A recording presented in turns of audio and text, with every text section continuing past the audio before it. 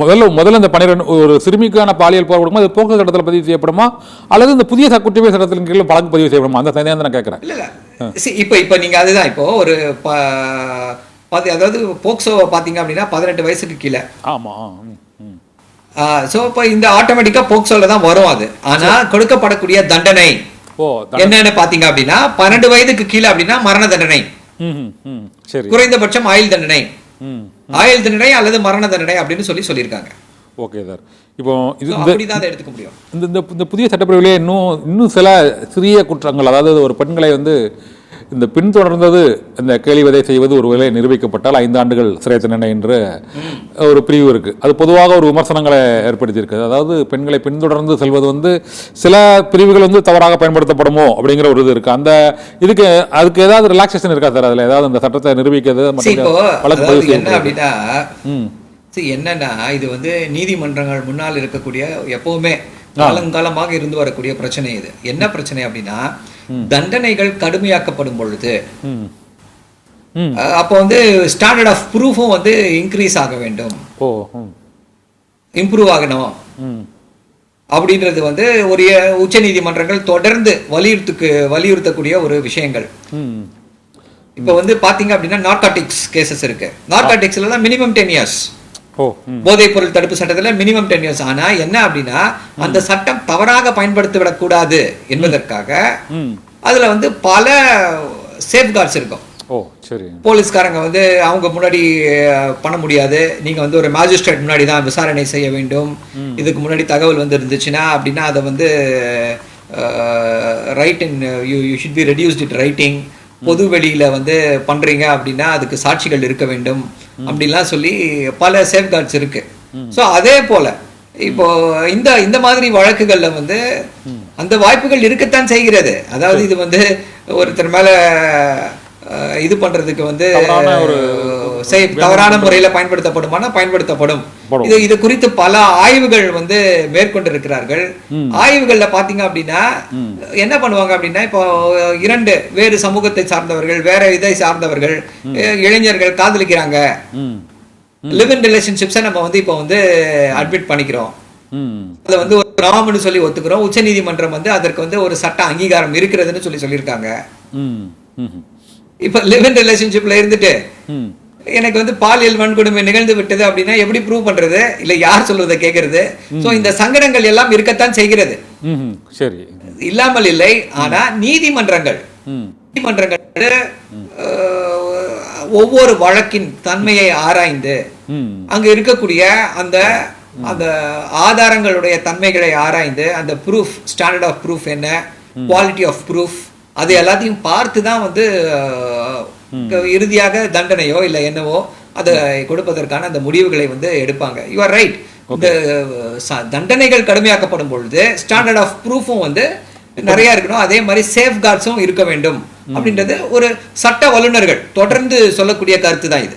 சரி சார். இப்போ சரவணன் சார், இப்போ சமூக வலைதளங்களில் இப்போ அந்த ஆங்கில கதை புத்தகங்கள் மற்றும் ஆங்கிலத்தில் புகழ்பெற்ற புத்தகங்கள் தொடர்பான அது தொடர்பான அந்த சுருக்கங்கள் மற்றும் அது தொடர்பான விமர்சனங்கள் நீங்கள் சமூக வலைத்தளங்களை தொடர்ந்து போட்டு வரீங்க.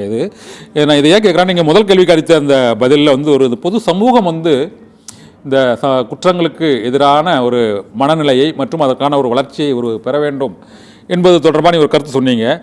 சர்வதேச அளவில் இந்த மாதிரி பெண்களுக்கு எதிரான குற்றங்களுக்கு இந்த மிக கடுமையான சட்டங்கள் அமல்படுத்தப்படும் நாட்டில் அது எந்த நாடு? அங்கு ஓரளவு அந்த குற்றங்கள் குறைந்திருக்குதா? அந்த புள்ளி விவரங்கள் தான் இருக்கா சார்? சரி, அதாவது இப்போ பெண்களுக்கு எதிரான குற்றங்கள் ரொம்ப கடுமையான தண்டனைகள் எந்த நாட்டில் இருக்குன்னு சொல்லி பார்த்தீங்கன்னா அரேபிய நாட்டில் தான் இருக்கு. ஆனா அங்க எப்படிப்பட்ட உரிமைகள் பெண்களுக்கு கொடுக்கப்படுகிறது அப்படின்றது ஒரு முக்கியமான கேள்வியாக மாறுகிறது. அங்க ரொம்ப ரொம்ப கடுமையான தண்டனை, கேஸ்ட்ரேஷன். அதே போல சிங்கப்பூர்லயும் கடுமையான தண்டனைகள் விதிக்கப்படுகிறது. சிங்கப்பூர்ல அப்கோர்ஸ் இட்ஸ் இகாலிட்டேரியன் சொசைட்டி, எல்லாருக்கும் சம உரிமைகள் இருக்கு அப்படின்னு சொல்லலாம். ஆனா சிங்கப்பூர் பாத்தீங்க அப்படின்னா சென்னை அளவு கூட இருக்குமான்னு தெரியல. சோ அவ்வளவு சிறிய இடத்துல உங்களால மெயின்டைன் பண்ண முடியும்.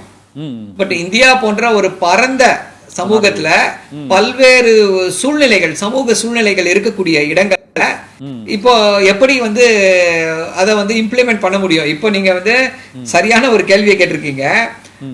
பிரிட்டன்ல இப்போ ஒரு மிகப்பெரிய சர்ச்சை ஓடிக்கொண்டிருக்கிறது, க்ரூமிங் கேங்ஸ் அப்படின்னு சொல்லியிருக்காங்க. ஈலான் மஸ்க் வந்து இதை வந்து தொடர்ந்து ட்விட்டர் வலைதளத்துல பத்தி இதை பத்தி போட்டுக்கிட்டே இருக்காரு. என்ன அப்படின்னா, பாகிஸ்தானில் இருக்கக்கூடிய சில பாகிஸ்தானியர்கள் வந்து என்ன பண்றாங்கன்னா க்ரூமிங் கேங்ஸ் அப்படின்றாங்க. அதாவது அவங்க ஒரு கேங் மாதிரி ஃபார்ம் பண்ணி அங்க இருக்கக்கூடிய சிறுமிகள், 15 வயதிற்கு கீழே இருக்கக்கூடிய சிறுமிகளை க்ரூம் பண்றதுன்னா அவங்கள போய் ஒரு வசியப்படுத்தி அவங்களுக்கு வந்து போதைப் பொருளோ ஏதோ ஒரு இதுக்கு அவங்கள வந்து அடிமையாக்கி, இல்ல பணமோ ஏதோ ஒண்ணு கொடுத்து அடிமையாக்கி அவங்கள வந்து பாலியல் இச்சைக்கு வந்து எல்லாரும், அந்த கேங்ல இருக்க எல்லாரும் அதை வந்து அவங்கள வந்து பாலியல் இச்சைக்கு வந்து யூஸ் பண்ணிக்கிறது. சோ இது வந்து ஒரு மிகப்பெரிய பேசு பொருளாக, சர்ச்சையாக மாறி இருக்கிறது இங்கிலாந்துல. இன்னைக்கு பாத்தீங்கன்னா ஈலான் மஸ்க் வந்து அங்க இருக்கக்கூடிய பிரிட்டானிய பிரதமர் ஸ்டார்மரை வந்து ரொம்ப அட்டாக் பண்ணிட்டே இருக்காரு.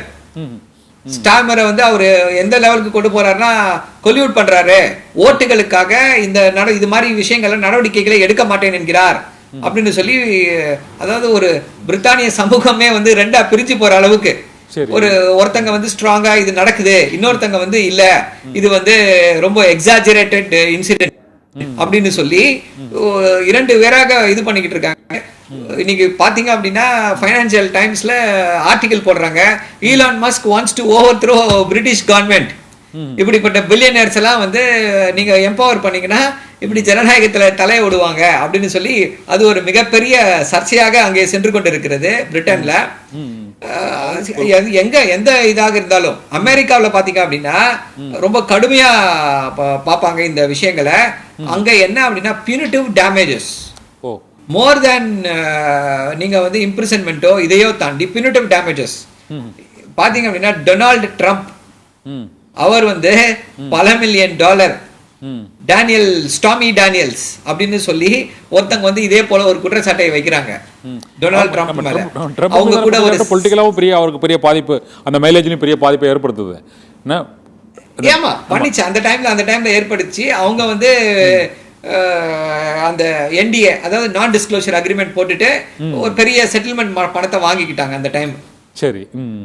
சோ அங்க வந்து அப்படி ஒரு இது இருக்கு. ஆனா எந்த ஒரு ஜனநாயக நாட்டிலையும் சரி பெண்களுக்கு எதிரான கொடுமைகளை யாருமே வந்து ஏற்றுக்கொள்வதில்லை. அதற்கான ஒரு ஸ்ட்ராங் மெஷர்ஸை வந்து எடுத்துக்கொண்டுதான் இருக்கிறார்கள்.